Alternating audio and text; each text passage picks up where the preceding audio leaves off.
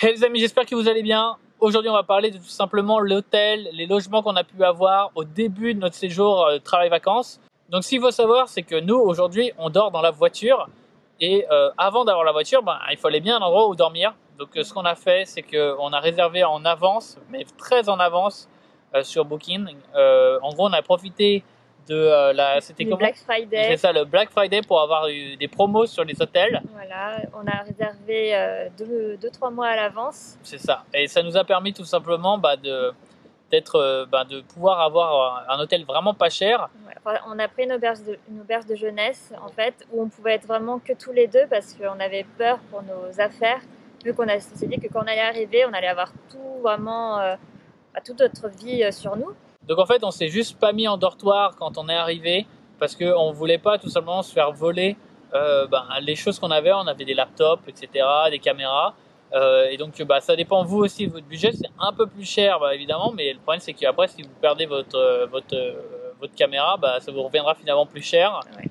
Donc il y a pas mal de vols seulement dans les hostels. Donc nous on vous recommande de faire comme nous, de prendre tout simplement une chambre dans un hostel et d'être du coup avoir son espace à soi qui est protégé par une clé. Comme ça évite les problèmes. Bon, nous, on était deux aussi, donc ça divise un peu Ouais. le coût en deux, donc ça allait. C'est vrai que pour les personnes qui sont seules, c'est un peu plus compliqué. Généralement, le temps de trouver la voiture, etc., ça va vous prendre au moins 2 semaines, voire plus. Nous, ça nous a pris plus que ça. Ça nous a pris 3-4 semaines de trouver la voiture. On a fait aussi un peu l'erreur de commencer à visiter avant de trouver la voiture. Ouais, alors que je t'avais bien prévenu quand même. Ouais, écoute, je me suis fait, voilà. Mais à coup pas, c'est moi.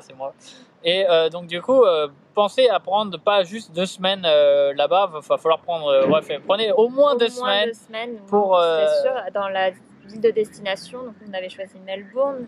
Donc voilà, pour récapituler, le plus important quand vous arrivez dans une ville, c'est de réserver à l'avance parce que c'est là où vous allez pouvoir trouver les meilleurs plans. C'est rarement quand il y a plein de touristes et que vous êtes en galère et vous avez le sac à dos sur le dos que ça va être le moment de négocier au mieux votre hôtel. Donc provenez-vous-y à l'avance sur Booking, peut-être des Airbnb. Nous, c'est pas ce qu'on a utilisé. D'ailleurs, c'était un peu bizarre. On a essayé de réserver avec un Airbnb.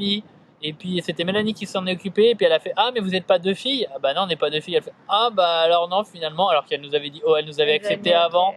Donc voilà, Airbnb, faites attention aussi, précisez bien que vous êtes un couple, un garçon, une fille, parce qu'apparemment un couple ça peut être deux filles.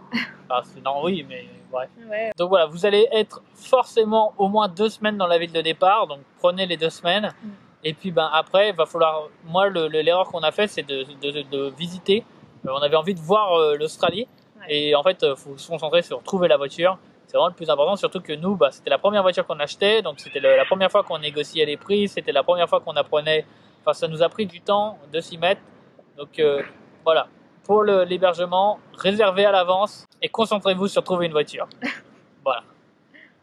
Bon voilà, j'espère que en tout cas ça vous aura aidé à pas faire les mêmes erreurs qu'on a fait. Je vous fais des gros bisous. Plus.